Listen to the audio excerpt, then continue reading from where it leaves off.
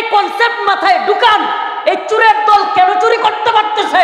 আল্লাহর বিধান যদি আল্লাহর জমিনে বাস্তবায়ন হইতো, আস-সারিকু ওয়াস-সারিকাতু ফাকতাউ আইদিয়াহুমা, প্রত্যেকটা চোর এমপি হোক, মন্ত্রী হোক, প্রধানমন্ত্রী হইলেও চোরের সাজা হাত কাটা। এই চোরের শাস্তি কি হইতো? হাত কাটা। হাত কাটার ভয়ে আর চুরি করতো না।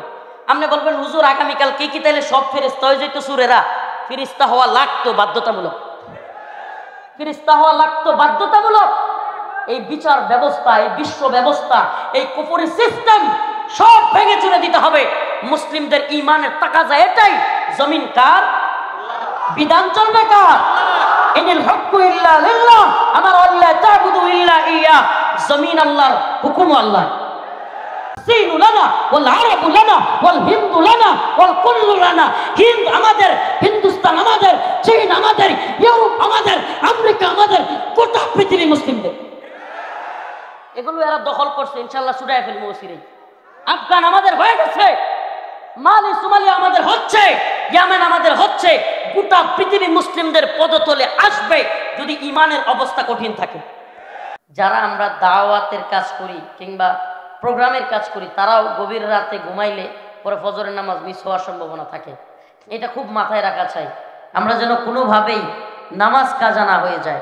কারণ আল্লাহ পাক আমাদের উপর ফরজ করেছেন নামাজ। এই মাহফিলগুলো ফরজ না, হ্যাঁ প্রয়োজনীয়তা আছে, অনেক বেশি প্রয়োজনীয়তা। কেন? কারণ দিনের এই মাহফিল কিংবা এই অবস্থানটা বাংলাদেশে কিংবা উপমহাদেশে আছে বলেই বাতিল জালেম তাগুতরা মাথা ছাড়া দিতে পারে না। এটা আমি পরীক্ষিত, আমি দেখেছি যারা ইনায়া বিনায়া যে কোনোভাবে এই প্রোগ্রামগুলোকে নিষিদ্ধ করতে পারলেই বাতিলরা খুশি। কেন? কারণ এই ময়দানগুলো থেকেই মানুষের জাগরণ তৈরি হয়।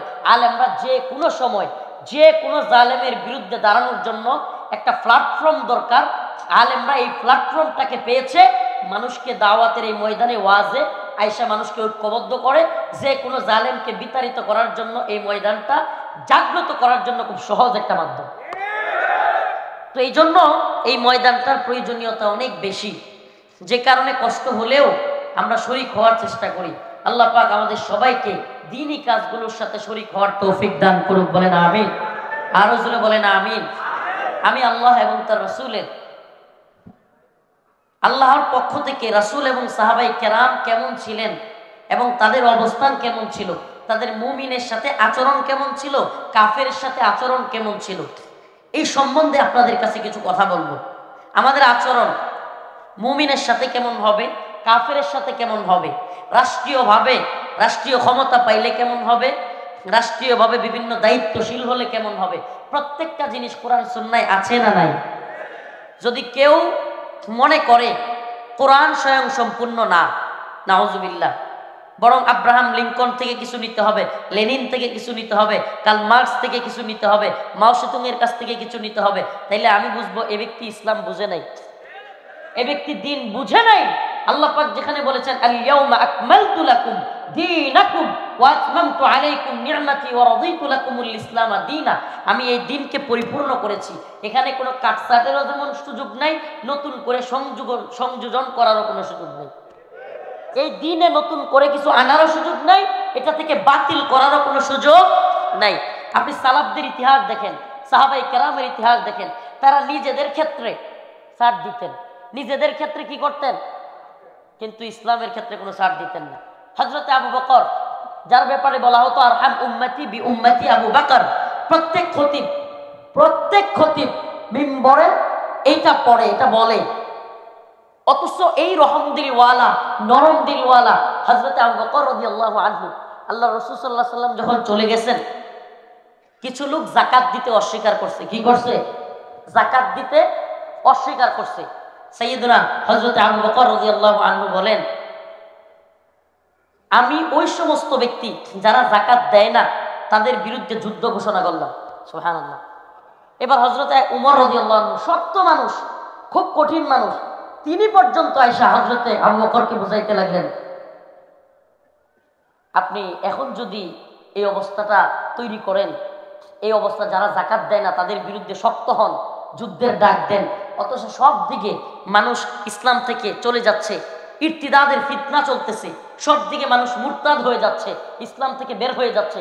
এই অবস্থায় যাকাত যারা অস্বীকার করেছে তাদের ব্যাপারে একটু ধৈর্য ধারণ করুন। হযরত আবু বকর গর্জে উঠলেন, বললেন, হে ওমর, শুনে রাখুন, আল্লাহর নবীর সময়ে যারা যাকাত দিত তাদের মধ্যে কেউ যদি রাসূলের সময়ে একটা উটের রশি দিত আর এই রশি দিতে অস্বীকার করে, আমি আবু বকর তার বিরুদ্ধে যুদ্ধ ঘোষণা করব। চিন্তা করছেন, এমনিতে কত নরম মানুষ, কিন্তু দিনের উপরে আঘাত আসলে গরম হয়ে যাইতেন। হযরত ওমরের একটা কারগুজারি শোনায়, ওমর রাদিয়াল্লাহু আনহু, যার ব্যাপারে রাসূল বলতেন, আমার পরে যদি কোনো ব্যক্তি নবী হয় তাহলে সেটা হইতেন হযরত ওমর। সুবহানাল্লাহ। লাউ কানা বাদি নবিয়ান লাকানা ওমর। যে ওমর রাদিয়াল্লাহু আনহুর ব্যাপারে বলা হয় যে রাসূলের পরে কেউ নবী হলে কে হইতেন? হযরত ওমর। একদিন হযরত ওমর রাদিয়াল্লাহু আনহু উনি মিম্বরে ভাষণ দিচ্ছেন, বক্তব্য দিচ্ছেন। এর মধ্যে এক লোক দাঁড়ায় গেছে, দাঁড়ায় বলতেছে, ওমর, তোমার গায়ে জামা দুইটা কেন? হযরত ওমর কোনো জবাব দিলেন না।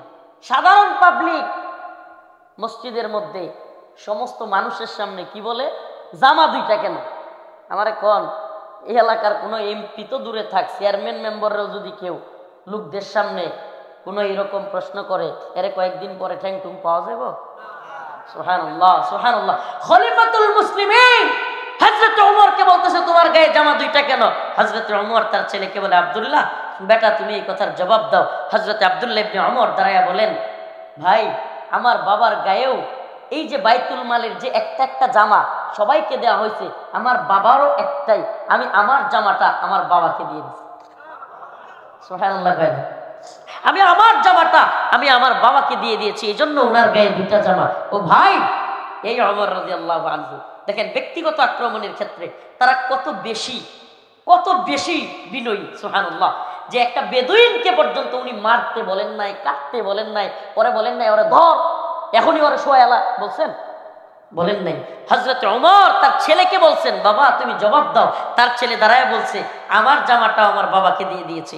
অথচ আরেকটা ছোট্ট কারগুজারি শুনাই। হযরত ওমরের কাছে দুই লোক বিচার নিয়ে আসছে। কয়জন? দুইজন বিচার নিয়ে আসছে। একজন ইহুদি আর একজন হলো নামদারি মুসলিম। এখন দুইজন বিচার নিয়ে আসছে। এরা এই বিচার হযরত ওমর রাদিয়াল্লাহু আনহুর কাছে আসার আগে আরো দুইজনের কাছে গেছিল। একজনের নাম হযরত আবু বকর আর একজনের নাম জনাব মুহাম্মদুর রাসূলুল্লাহ সাল্লাল্লাহু আলাইহি ওয়াসাল্লাম। এবার হযরত ওমরের কাছে ওই যে ইহুদি, সে বলতেছে, আপনার কাছে এই বিচার আসার আগে আরো দুইজনের কাছে আমরা গিয়েছিলাম। একজনের নাম হযরত আবু বকর আর একজনের নাম জনাব মুহাম্মদ সাল্লাল্লাহু আলাইহি ওয়াসাল্লাম। হযরত ওমর কই, বলেন কি? আমার কাছে আসার আগে আরো এরকম দুইজনের কাছে আমার নবীর কাছে গেছে? কয় হ্যাঁ। এরপরে ওই নামদারি মুসলিমকে জিজ্ঞেস করছে, আচ্ছা তুমি এই বিচার কেন মানলা না? কয় দুইবারই বিচার ওই ইহুদির পক্ষে গেছে। সুবহানাল্লাহ। ইসলামের বিচার ব্যবস্থা এত সুন্দর, ইসলামের বিচার ব্যবস্থা এত সুন্দর, যদি ইহুদিও থাকে কাফেরও থাকে, যদি ফায়সালা তার পক্ষে যায় মুসলমানের বিরুদ্ধেও যায়, ইসলাম বলে ফায়সালা তার পক্ষে হবে। সুবহানাল্লাহ। আর আমাদের বিচার ব্যবস্থার অবস্থা কি? এই তন্ত্রমন্ত্রের বিচারের অবস্থা। আমি আমার কারগুজারি শোনাই। 11 মাস জেলখানায় থাকার পরে, 32 দিন 26 দিন রিমান্ডে খাটার পরে, এত জুলুমের পরে বিচারক জিজ্ঞেস করে 11 মাস পরে, হুজুর আপনি দোষী না নির্দোষ? এটা সত্য তো, আপনারা যারা আইন বুঝেন এরা জানেন। চার্জশিট যখন গ্রহণ করে ওই দিন জিজ্ঞেস করে, তাইলে এতদিন যে লোকটারে মারলি, সে লোকটারে রিমান্ডে নিলি, এই লোকটারে জেলে রাখলি, এখন যদি নির্দোষ হয় তাইলে ওই বিচারক বদমাইশে বলা দরকার না যে তুই জেল খাটবি। আমার যে 11 মাস রাখলি, এখন তুমি গিয়ে জেল খাটো। এটা কোন বিচার ব্যবস্থা? 11 মাস পরে বলতেছে আপনি দোষী না নির্দোষ। তো দোষী না নির্দোষ এটা জানার আগেই 3-4 বছর, এমনও বন্দী আমরা পেয়েছি 10 বছর চলে গেছে, এখনো পর্যন্ত দোষী না নির্দোষ তার বিচারই হয়নি। আমাকে বলেন, এটা কি তামাশা না? বিচারের নামে এটা তামাশা না? কোরআন সুন্নাহর বিচার ব্যবস্থা লাগবে। আমাদের কি লাগবে? কথা কয় না, কি লাগবে?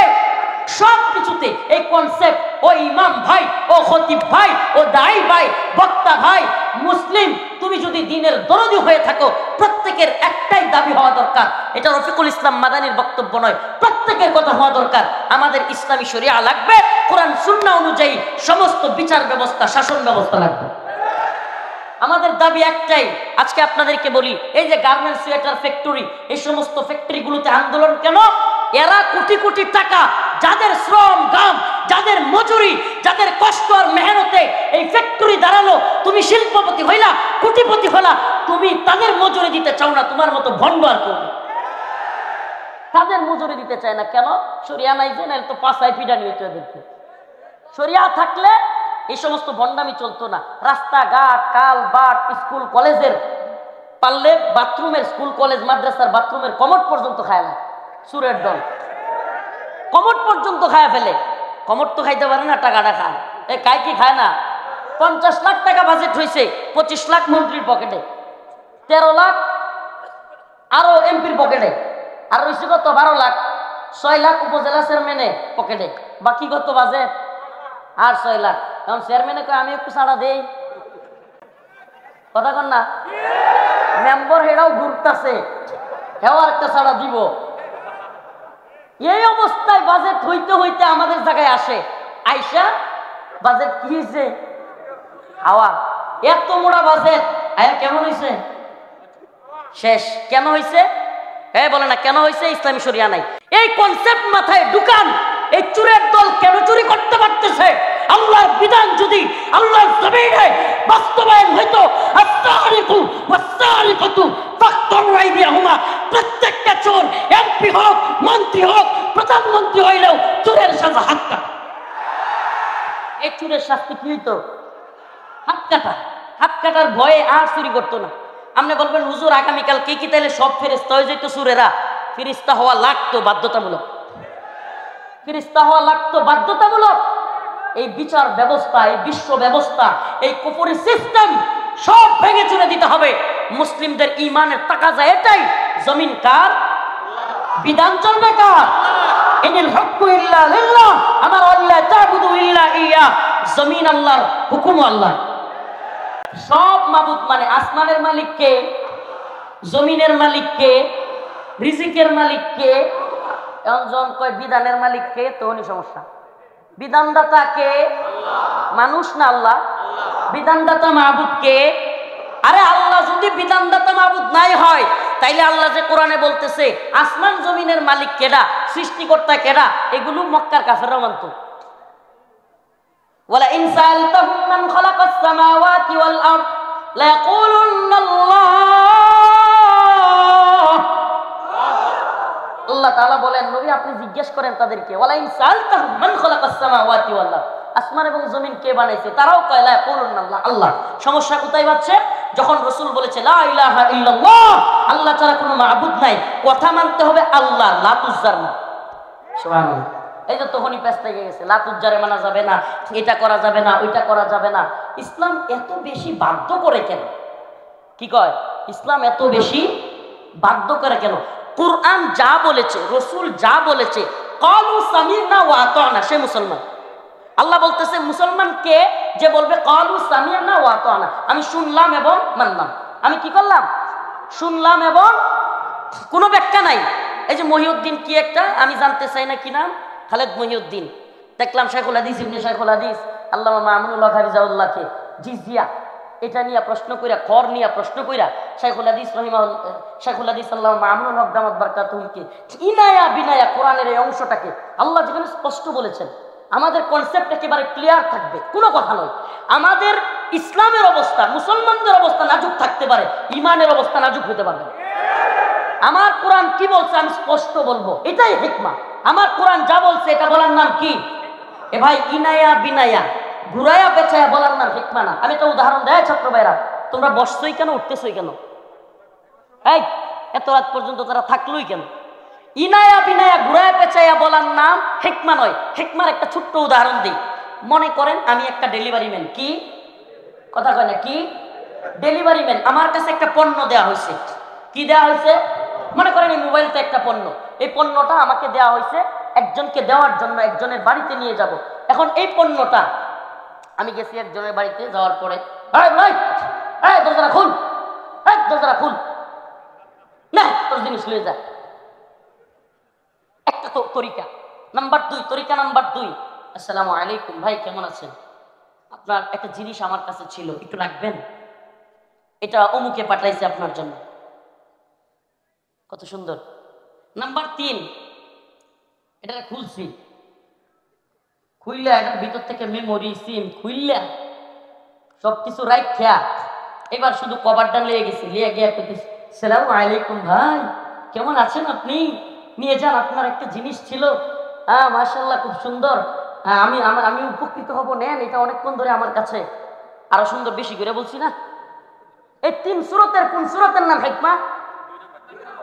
সুবহানাল্লাহ, পাবলিক দি ভালো আওয়াজ বুঝে। এই 3 সূরতের কোন সূরতের নাম হিকমা? 2 নাম্বার, জিনিস ঠিক থাকবে, আচরণ সুন্দর হবে, এটা হিকমা। ধমকের নামও হিকমা না, কিছু রাইখা দেওয়ার নামও হিকমা না। ইসলামে যা আছে, কোরআনে যা আছে, স্পষ্ট বলবো, কিন্তু বলার ধরনটা হবে সুন্দর, এটা হিকমা। কিন্তু একটু কাটছাট করা। আল্লাহ বলছে আইয়াদু ওয়া হুম সাগিরুন, জিজিয়া দিবে নতজানু হইয়া। কাফের মুশরিকেরা দুনিয়ায় যে বসবাস করবে, আল্লাহর জমিনে কুফরি করবি আবার বসবাস করবি, এজন্য জিজিয়া দিবি। এটা কোরআন বলতেছে আন্নাল আরদ ওয়ারিসু ইবাদিয়াস সালিহুন, এই জমিনের মালিক আমি আল্লাহ, আর ওয়ারিস সূত্রে আমি এটার মালিকানা দিছি মুমিন বান্দারে।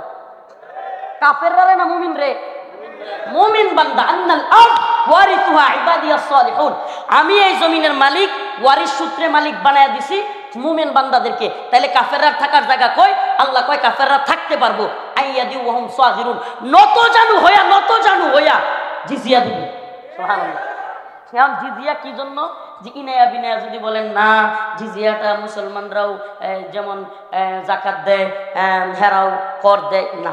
মুসলমানের জাকাত আর কাফেরের জিজিয়া এক জিনিস নয়। আরে গোটা পৃথিবীতে ইসলামী হুকুমত নাই, তাইলে কি হয়েছে? আমার ইমান দুর্বল নাকি? লিখা গোটা পৃথিবীর 1 ইঞ্চি ভূমিতে ইসলাম থাকবে না, কিন্তু মুমিনের অন্তরে ইমান থাকবে, ইমানের হালত শক্ত থাকবে। মুসলমানদের অবস্থা বাজে হইতে পারে, ইমানের অবস্থা বাজে হইতে পারবে না। মুসলমানদের কথা একবারে ক্লিয়ার থাকবে, আসসীনু লানা ওয়াল আরাবু লানা ওয়াল হিন্দু লানা ওয়াল কুল্লু লানা। হিন্দ আমাদের, হিন্দুস্তান আমাদের, চীন আমাদের, ইউরোপ আমাদের, আমেরিকা আমাদের, গোটা পৃথিবী মুসলিমদের। এগুলো এরা দখল করছে, ইনশাআল্লাহ ছুটায় ফেলবো ওসিরে। আফগান আমাদের হয়ে গেছে, মালি সোমালিয়া আমাদের হচ্ছে, ইয়ামেন আমাদের হচ্ছে। গোটা পৃথিবী মুসলিমদের পদতলে আসবে যদি ইমানের অবস্থা কঠিন থাকে। ইমানের ক্ষেত্রে কোনো চান নয়, আপুস নয়। ও ভাই, পৃথিবীর সব হিন্দু, কাফের, বৌদ্ধ, খ্রিস্টান মুসলমান হয়ে জান্নাতে গেলে আমার কোনো অভাব পড়বো? খুদ নরেন্দ্র মোদীও যদি কালিমা পড়ে মুসলমান হয়ে যায়, আমার সমস্যা আছে? হ্যাঁ, এই জায়গায় আমাদের উদারতা সবচেয়ে বেশি। সবাই মুসলমান হও, জান্নাতে যাও, কাফের থাকবে। রাসূল বলেছে মুহাম্মাদুর রাসূলুল্লাহ, আল্লাহ বলেছেন আশিদ্দাউ আলাল কুফার রুহামাউ বাইনাহুম। সুবহানাল্লাহ।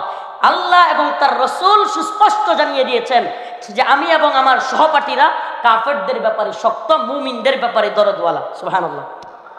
মুমিনদের চিকিৎসা করান, কোনো সমস্যা নাই। মুমিনদেরকে বিভিন্ন অসুস্থ হয়ে গেছে, তাকে হেল্প করেন, কোনো সমস্যা নাই। কিন্তু ঈমানের ক্ষেত্রে, দ্বীনি কোনো কাজে সাবধান। কোন নেতা বলুক, নেত্রী বলুক, যেই বলুক, মন্দির পাহারা দিতে যায়েন না, ঈমান থাকবেন। সাবধান হয়ে যান। ঈমান, আমরা ঈমান রক্ষার পাহারাদার। আমরা কি মুসলমানরা কি না মূর্তির পাহারাদার? হ্যাঁ, মূর্তির পাহারাদারি করলে কি হবে? 4 দিন পরে শুনবেন ইন্ডিয়া আমনে আমার লয়ে মজা করতেছে। এরাই দেখবেন বলবে দেখ আহাম্মকের দলের গড় বাড়ি আমরা বুলডোজার দিয়া ভেঙে দেই, এদের বাবরি মসজিদ ভেঙে দেই, কত মসজিদ ঘুরাইয়া দেই। আর এই আহাম্মকের দল বাংলাদেশে আমরা মন্দিরের দারোয়ান। এরা বলবে রে ভাই, আপনাকে আমি কখনো হিন্দুদের বাড়িঘর ভাঙতে বলছি না, হিন্দুদেরকে আক্রমণ করেন সেটা বলছি না। তারা তাদের ধর্ম পালন করবে, আমি আমার ধর্ম পালন করব। এখানে ক্লিয়ার থাকতে হবে। সংখ্যালঘু নাম দিয়ে ইসকন চট্টগ্রামে মুসলমানদের বাড়ি ঘরে দোকানপাটে হামলা করেছে, করে কি করে নাই? আমি গেছি ওই দিন আন্দোলনে, ইয়াতে গুলিস্তান। এক সাংবাদিক, কোনো কথা নাই বার্তা নাই, হঠাৎ করে হুজুর আপনারা যে সংখ্যালঘু নির্যাতন হচ্ছে এগুলো নিয়ে তো কিছু বলেন না। আর কোনো কথা নাই বার্তা নাই, ঠেলে দিলাম টেকিটা। ওই যে এক লোক কইছিল না যে তোর মাথায় কি, কয় কলা, কাইটালাম তোর গলা। কারণ হেটা একটু ব্যাকলার কে হেটা কয় তোর মাথাত কি পান ঠেলে দিলাম ডেকিটা কয় কিরে এটা তো মিললো না, মিললে মিলক না মিললে না, ব্যথা তো পাইবি। আমরা এখানে গেছি একটা বিষয়ে কথা বলতে, এই বিষয়ের কোনো সম্পর্ক নাই, হঠাৎ করে ঢোকায় দিছে হুজুর আপনারা এত কথা বলেন সংখ্যালঘুদের ব্যাপারে কিছু বলেন না। কারণ আমি যখন বলছি কি আপনি কি 100 নাকি, যে আপনি দেখেন না উলামায়ে কেরাম সংখ্যালঘুদের বাড়ি ঘরে হামলা হওয়ার কথা বিরোধিতা করেছে, তারা পর্যন্ত সংখ্যালঘুদের নিরাপত্তার কথা বলেছে, আমরা কত জায়গায় বললাম, আপনি কিছুই দেখেন না, আপনি হুট করে এটা কি বললেন? আপনি সংখ্যালঘুর নাম দিয়ে যে সেই সনাতন ধর্মীরা ইসকনের লোকেরা, ইসকন সনাতন ধর্মী পরিচয় দিলে ভুল হবে, এই ইসকন হলো হিন্দুদের মধ্যে একটা জঙ্গি সংগঠন, সন্ত্রাসী সংগঠন। এই ইসকন মুসলমানদের কলিজায় আঘাত দেয়, এই ইসকন আলেমদের বিরোধিতা করে, এই ইসকন বাংলাদেশের সেনাবাহিনীর উপর আক্রমণ করে। আমি জানতে চাই তোমরা সংখ্যালঘু নাম দিয়া সেনাবাহিনীর উপর আক্রমণ করবা, মুসলমানদের দোকানপাটে আক্রমণ করবা, সাবধান হয়ে যাও। আমরা দাঙ্গা দাঙ্গা খেলার ভয় করি না, আমরা চাই না হিন্দুদের সাথে মুসলমানদের দাঙ্গা লাগুক, কিন্তু যদি তোমরা গায়ে পয়রা ঝগড়া করতে চাও বাংলার জমিনে ইসকন এবং হিন্দুত্ববাদীদের দালালদের ছাড়তে হবে না। রাজি আছেন তো ইনশাআল্লাহ? রাজি আছেন তো ইনশাআল্লাহ? মুসলমানরা করে ভয় পায়, কারে ভয় পায়? কনসেপ্ট ক্লিয়ার থাকবে। জিজিয়া কেন? জিজিয়া তোমরা ইসলামের ভূমিতে মুসলমানদের ভূমিতে থাকবা নতজানু হইয়া। কিভাবে নতজানু হইয়া? ভাইসা না, এটা অনেকের কাছে লাগতে পারে আরে কয় কি, আল্লাহ নিজে বলতেছে আইয়াদি ওয়াহুম সাগিরুন, এরা সাগির নিচু হয়ে থাকবে। কেন নিচু হয়ে থাকবে? ঈমান যে আনো নাই, আল্লাহর বিরুদ্ধে শিরিক করতেছো, কুফর করতেছো, এখানে কোনো ধরনের এই লামসাম গজামিল দেওয়ার জায়গায় নাই। আল্লাহ বলতেছে ইন্নামাল মুশরিকুনা নাজাস, মুশরিকরা নাফাকি। আল্লাহ বলতেছে লাতাজিদান্না আশাদ্দান নাস আদাওয়াতাল লিল্লাযিনা আমানুল ইয়াহুদ ওয়াল্লাযিনা আশরাকু, মুমিনের সবচেয়ে শত্রু ইহুদি এবং মুশরিকরা। আল্লাহ বলতেছে ইয়া আইয়ুহাল্লাযিনা আমানু লা তাত্তাখিযুল ইয়াহুদা ওয়ান নাসারা আউলিয়া, তোমরা ইহুদি খ্রিস্টানদেরকে বন্ধু বানায়ো না। আল্লাহ বলতেছে ওয়ালান তারদা আনকাল ইয়াহুদ ওয়ালান নাসারা হাত্তা তাত্তাবিআ মিল্লাতাহুম, মুসলমানদের কোনোভাবেই রাজি খুশি হবে না এরা যতক্ষণ না মুসলমানরাও এদের ধর্মে না ঢুকবে। তাইলে এতগুলো আয়াত এত পরিষ্কার ভাবে বলার পরে কাফেরদের ব্যাপারে নমনীয়তা চলতে পারে? চলতে পারে? আমরা সহ অবস্থানে বিশ্বাসী। আবারও বলি, আমরা সকল ধর্মের লোকদের সাথে সহ অবস্থানে বিশ্বাসী, কিন্তু লিডিং থাকবে ইসলামের হাতে। আল্লাহ পাক বলছেন ওয়াইদ ইবতালা ইব্রাহিম রাব্বাহু বিকালিমাতিন ফাতাম্মাহুন ক্বালা ইন্নী জাইলুকা লিন-নাস ইমামা। ইব্রাহিম আলাইহিস সালামকে আল্লাহ বলতেছেন ইব্রাহিম আমি তোমাকে এই জাতির নেতৃত্ব দিব। ইব্রাহিম আলাইহিস সালাম বলেন ক্বালা মিন যুররিয়াতি, আপনি কি আমার কওম থেকেও নেতৃত্ব দিবেন? আল্লাহ বলেন ক্বালা লা ইয়ানালু আহদুজ জালিমিন, আমি জালিমদের থেকে কাফেরদের মধ্য থেকে কাউকে নেতা বানাবো না। এই আয়াত প্রমাণ করে তাফসীরে আসছে কোন কাফের মুসলমানদের নেতা হতে পারে না। কোন কাফের মুসলমানদের নেতা হতে পারে? মুসলমান ইমানদার। আরে ভাই, যেখানে আহলে কিতাবের ইহুদি খ্রিস্টানদের মেয়েদেরকে আগে বিয়ে করা যাইতো, ছেলে হলে, মুসলিম ছেলে হলে, আমার কথা কি বুঝাইতে পারতেছি না, ছেলে মুসলমান মেয়ে ইহুদি খ্রিস্টান এক সময় ছিল, বর্তমান ইহুদি খ্রিস্টানদের সাথে না, মাসআলা বুঝেন। ইহুদি খ্রিস্টান আহলে কিতাব, তাদের কাছে তাওরাত ছিল, ইনজিল ছিল, এজন্য ছেলে যদি মুসলিম হয়, মেয়ে যদি খ্রিস্টান বা ইহুদি হয়, বিবাহ জায়েজ ছিল। কিন্তু ছেলে যদি ইহুদি খ্রিস্টান হয়, মেয়ে যদি মুসলিম হয়, বিয়ে জায়েজ ছিল না। কি বলবেন, এটা বৈষম্য? কারণ কি, ইসলাম এমন একটা ধর্ম যেখানে ছেলেটা যদি মুসলমান হয়, মেয়েটা ইহুদি খ্রিস্টান ধর্ম থেকে ইসলামে চলে আসার সম্ভাবনা আছে। এই জন্য বিয়েটা জায়েজ, ছেলেকে প্রাধান্য দিয়ে। আর যদি ছেলে ইহুদি বা খ্রিস্টান থাকে, মেয়েটা মুসলিম, তাহলে মেয়েটার ইহুদি খ্রিস্টান হয়ে যাওয়ার সম্ভাবনা আছে। এই জন্য ইহুদি খ্রিস্টান ছেলের কাছে বিয়ে দেওয়া জায়েজ ছিল না। আমাকে বলেন, তাইলে আল্লাহ কি বৈষম্য করছে? নাউযুবিল্লাহ। আল্লাহ বলছে ইন্নাল্লাযীনা আমানু, যারা ঈমান এনেছে, ওয়া আমিলুস সালিহাত, এবং নেক আমল করেছে, কানাত লাহুম জান্নাতুল ফিরদাউসি নুজুলা, তারা জান্নাতে প্রবেশ করবে। সুবহানাল্লাহ। তো আল্লাহ বলছে ইন্নাল্লাযীনা কাফারু, যারা কুফরি করেছে, মিন আহলিল কিতাব ওয়াল মুশরিকিন, এবং মুশরিক যারা, কাফের যারা, ফি নারি জাহান্নাম, তারা জাহান্নামে যাবে। তা আল্লাহ কইতাছে কাফেররা জাহান্নামে যাবে, আপনি উদারতা কোত্থেকে দেখাবেন? কোত্থেকে উদারতা দেখাবেন? এই উদারতার নামে জালেমদের প্রতি সহানুভূতি দেখানো, মাজলুমদের সাথে গাদ্দারি, এই উদারতা চলতে দেওয়া যায় না, চলতে পারে না। আল্লাহ পাক আমাদের সবাইকে দ্বীনের পথে অটল অবিচল রাখুন। আল্লাহ এবং তার রাসূল যা বলেছেন, আল্লাহর রাসূল আল্লাহ বলেছেন মুহাম্মাদুর রাসূলুল্লাহ ওয়াল্লাযীনা মাআহু আশিদ্দাউ আলাল কুফফার রুহামাউ বাইনাহুম। ওই যে আগের কথা এখনো বলছি, 3 তরিকা বলেছি। একটা হলো দরজায় গিয়ে ঠাক ঠাক করে ধাক্কা মারা, আরেকটা হলো সালাম দেওয়া, আরেকটা হলো জিনিস ভিতর থেকে রেখে দেওয়া। আমরা জিনিস রেখে দেওয়াতেও বিশ্বাসী না, কট্টরপন্থাও বিশ্বাসী না। আমরা সুন্দরভাবে বুঝাইতে বিশ্বাসী, তবে হক কথাটাকে ঘুরাইয়া পেঁচাইয়া বলতে বিশ্বাসী না। কথা হবে ক্লিয়ার, কিন্তু সুন্দরভাবে। এতক্ষণ যে কথাগুলো বললাম আল্লাহ এবং তার রাসূলের কাছে আত্মসমর্পণের কথা, এটাই হলো ইসলাম। কোরআন বলতেছে, আল্লাহ বলতেছে, মুমিন কারা? ক্বালু সামি'না ওয়া আতা'না। যারা বলবে আল্লাহ আপনি বলছেন আমি শুনলাম আর মানলাম, কোনো ব্যাখ্যা নাই। মেয়ে অর্ধেক পাবে, ছেলে দ্বিগুণ পাবে, এটা কেমন ইসলাম? 4টা বিয়ে করা যায়, এটা কেমন ইসলাম? এক বদমাশ আমাকে রিমান্ডে পল্টন হুজুর, এসআই, নাম হলো জাহিদ। এই লোক শাইখুল হাদিস ইবনে শাইখুল হাদিস একাধিক বিয়ে করছে, এটা নিয়ে কথা উঠছে। সে আমার গাইলানি শুরু করছে, কাই বেড়া তোরা কি এর ফতোয়া দেস? একটাই রাখতারি না, আবার 2টা 3টা কারবারটা চিন্তা। তুই রাখতারস না, এলে আল্লাহর বিধান কি রহিত হয়ে গেছে গা? শেখ হাসিনা পর্দা করে না, পর্দার আয়াত কি রহিত হয়ে গেছে? বেগম খালেদা জিয়া পর্দা করে না, এলে মনে পর্দা এটা কনফার্ম বাতিল। নাউজুবিল্লাহ। আরে কিটা পর্দা করলো না, কেনা করলো এটা দেখবার বিষয় না। আল্লাহর বিধান আছে, ছিল, থাকবে। কে 2 বিয়ে করতে পারলো না, করলো না, 3য় বিয়ে করলো না, করতে পারলো না, কে জিহাদ করলো, করতে পারলো না, এটার জন্য কোনো আল্লাহর বিধান রহিত হয় নাই, আছে। আল্লাহ পাক আমাদের বুঝার তৌফিক দান করুন। এরপরে আমি যখন ওই আয়াত পড়ছি, ফানকিহু মা তাবা লাকুম মিনান নিসা ওয়া মাসনা ওয়া সুলাসা ওয়া রুবা, যে আল্লাহর বিধান এটা, কোরআনের আয়াত এটা, সূরাতুন নিসা। আমার আরো গাইলেন শুরু করছে, বেটা ফতোয়া দেস, বদমাশ, গেট খুলে আমরা মারতে আসে। নাউজুবিল্লাহ। তাহলে বলেন আল্লাহর বিধানকে এইভাবে কটূক্তি করলে ঈমান থাকবে? কথা বলেন, ঈমান থাকবে? আল্লাহর বিধানের সামনে মাথা নত করা, আল্লাহ এবং তার রাসূলের কাছে মাথা নত করা, এটাই হলো ঈমানের লক্ষণ। আল্লাহ পাক কবুল করুক, বলেন আমিন। ওয়া আখিরু দাওয়ানা আলহামদুলিল্লাহি রাব্বিল আলামিন। আসসালামু আলাইকুম ওয়া রাহমাতুল্লাহি ওয়া বারাকাতুহু।